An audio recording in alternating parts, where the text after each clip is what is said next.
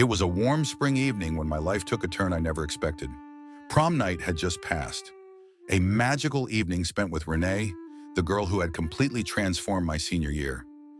I remember feeling on top of the world as I dropped her off at her house and drove home, replaying the night in my head with a huge grin on my face. Little did I know, that night would be the last time I felt happiness in what I once called home.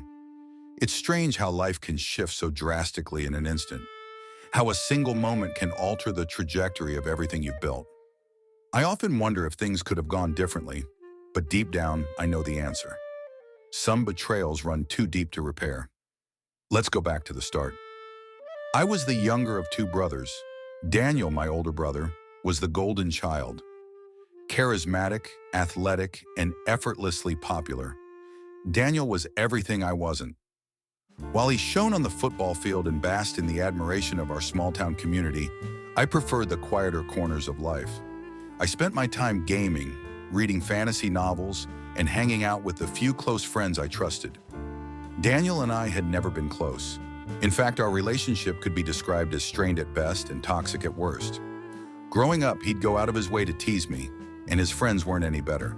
They called me names, pulled pranks on me, and spread rumors that I didn't find out about until much later. My parents always brushed it off as sibling rivalry or boys being boys. My mom often said, "Daniel just wants to toughen you up. You'll thank him one day." But I never saw it that way. To me, Daniel was just a bully who happened to share my DNA. By the time senior year rolled around, I had resigned myself to being invisible. I wasn't part of the popular crowd, and I was fine with that. Then Renee entered my life. Renee was everything I had ever dreamed of. She was smart, funny, and beautiful in a way that didn't feel intimidating. She had this laugh that made you want to keep telling jokes, just so you could hear it again. When I found out she liked me, I was stunned. Me, the awkward, anxious kid who couldn't even make eye contact with the cashier at the grocery store? It didn't make sense, but I wasn't about to question it. We started dating, and for the first time in my life, I felt seen. Renee brought out a side of me I didn't know existed. She encouraged me to step out of my comfort zone, to take risks, and to believe in myself. We went to school dances together, spent weekends exploring nearby hiking trails, and even made plans for college. I thought I had found my forever. Everything changed one night, just a week after prom. I had been working a late shift at the local grocery store and came home exhausted. I wanted nothing more than to zone out with a video game and forget about the pile of homework waiting for me. As I booted up my computer, my phone buzzed with a Snapchat notification. It was from Daniel. Curious, I opened it. My heart sank. The video was only 4 seconds long, but that was all it took. Daniel and Renee were in bed together. The angle was unmistakable. Though her face wasn't fully visible, I recognized her hair, her laugh, the same laugh I had fallen in love with.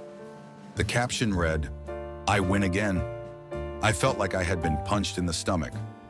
My hands trembled as I stared at the screen, unable to process what I was seeing.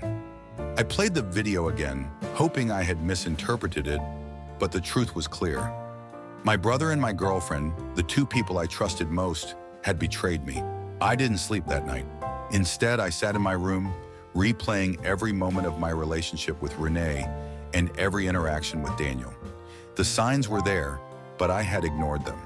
The way Daniel would tease me about Renee, calling her out of my league and laughing when I got defensive. The way Renee would occasionally glance at him during family dinners.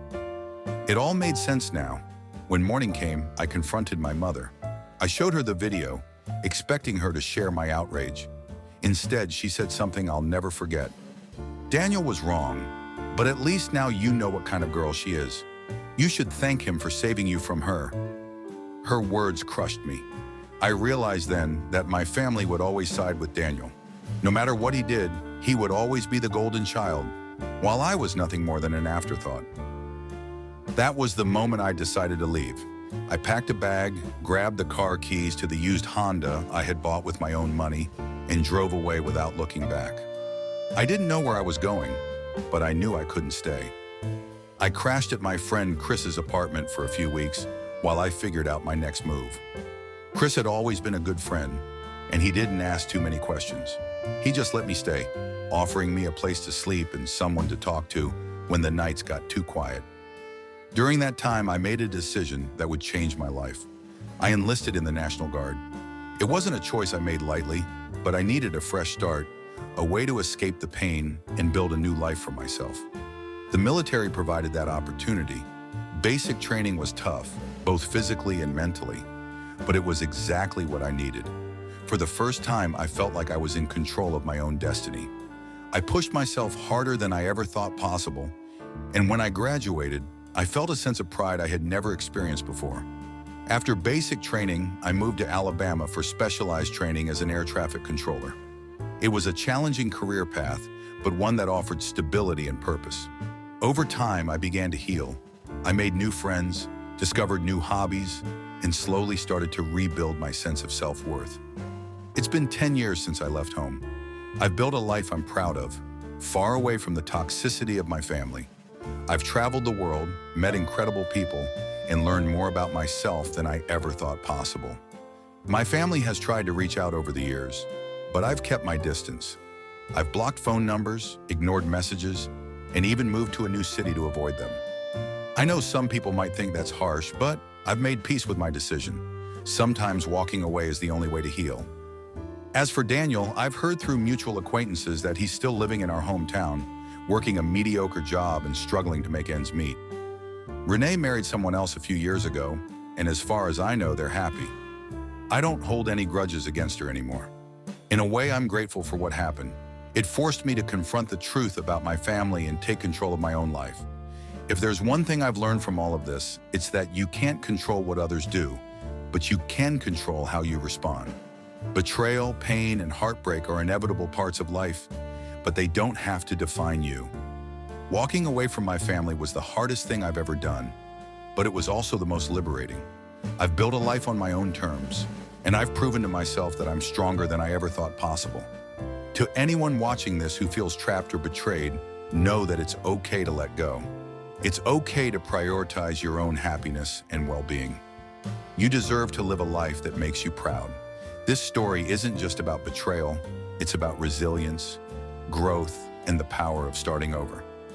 10 years ago, my brother's actions broke me. Today, I'm stronger than ever. If you love this story, don't forget to like the video, subscribe to the channel, and hit that notification bell so you never miss out on more amazing content. Your support helps keep these stories coming, and I can't wait to share the next one with you.